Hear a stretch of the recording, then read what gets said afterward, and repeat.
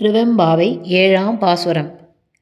அன்னே இவையுஞ்சிலவோ பலவமரர் உன்னர் கரியானொருவன் இருஞ்சீரான் சின்னங்கள் கேட்ப சிவனென்றே வாய் திறப்பாய் தென்னா என்னா முன்னம் தீசேர்மெழு கொப்பாய் என்னானை என்னரையன் இன்னமுதன் எல்லோமும் சொன்னோம் கேள்வெவ்வேறாய் இன்னந்தூயிலுதியோ